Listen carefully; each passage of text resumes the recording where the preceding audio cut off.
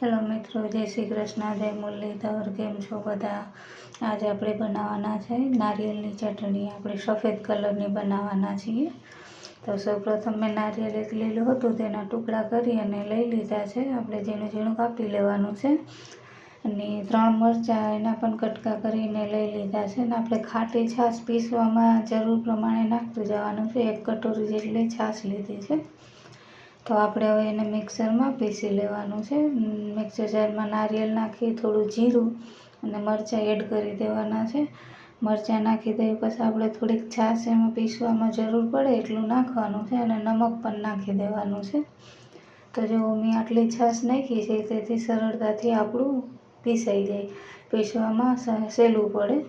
એટલે આપણે એટલી છાશ નાખીને 1 પવાલું પીસી લીધું છે. નાનું પવાલું છે એટલે આપણે 2 વાર પીસવું જશે. 1 પવાલું રેડી થઈ ગઈ. હવે બીજું આપણે પીસવા તૈયાર કરીએ છીએ.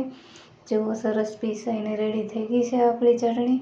ઢોસા ઇડલી માટે આપણે બનાવતા જ હોઈએ છીએ નારિયેળની ચટણી. તો હવે એમાં થોડુંક આપણે ઓલું લાગે છે એટલે છાશ ઉમેરી અને કરી નાખી થોડીક ઢીલી, જેથી કરીને ખાવાની મજા આવે. એમાં આપણે છાશ નાખી બરાબર થઈ ગઈ એટલે વઘાર માટે તેલ મૂક્યું છે મેં.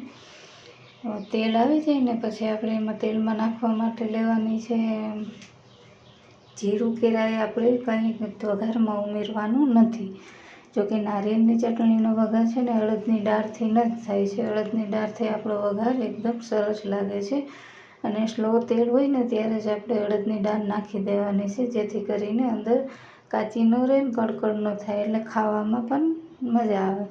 જો થોડું અમથું એટલું તેલ છે, 1 ચમચી જેટલું, અને આટલી અડદની દાળ અને 2 લાલ મરચાં, સૂકા લાલ મરચાં આવે તે 2 લીધા છે. તો આપણે હવે તેલ રેડી થાય ને વઘાર તેજ દેવાનો છે. તેલ આવી જાય ને સ્લો તેલમાં અડદની દાળ નાખી દેવાની છે. પછી આપણે તેલ થોડું વધારે ગરમ થવા દેવાનું છે. ધુવાળો નીકળવો જોઈએ એટલે વઘાર આપણો તેજ બને, તો ચટણીનો સ્વાદ મસ્ત આવે છે.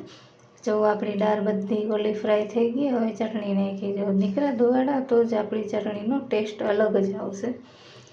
હવે આપણે થોડું એને ઓલું કરીએ ને અમે એક ખટાશ માટે જો આપણે છાશ તો નાખી હતી જ, પણ બહુ ખાટી નથી એટલે આપણે અડધા લીંબુનો પણ ઉપયોગ કરશું. અને ભેગું એક આપણે સિગરેટ નાખવાનું છે, જેથી કરીને ખાટો મીઠો સ્વાદ આવે આપણી ચટણીનો. ઢોસા એ ઇડલી ભેગી આપણે ખાઈએ ને તો મજા આવે. જેવો મરચાં પણ આપણા રેડી થઈ ગયા છે. હવે એમાં આપણે નાખી દઈએ ખાંડ. ચપટી ખાંડ નાખી અને ઉપર લીંબુનો રસ રેડી દેવાનો છે, એટલે ખાટો મીઠો સ્વાદ મસ્ત લાગે. જો આપણે હવે એને મિક્સ કરી લેવાનું છે.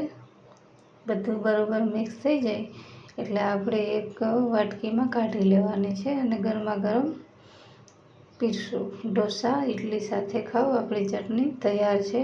અને શિયાળાની ચોમાસાની સિઝન આવે છે એટલે વરસાદમાં ભજીયા કે કાંઈ બનાવી તો એની હારે પણ ખાઈ શકીએ છીએ. અને આ ચટણી ફ્રીજમાં આપણે સ્ટોર કરીને 3-4 દિવસ માટે રાખી શકીએ છીએ, બગડતી નથી. તો જય મુરલીધર, જય શ્રી કૃષ્ણ. વિડીયો મારો સારો લાગ્યો હોય તો લાઈક, શેર અને સબસ્ક્રાઈબ કરવા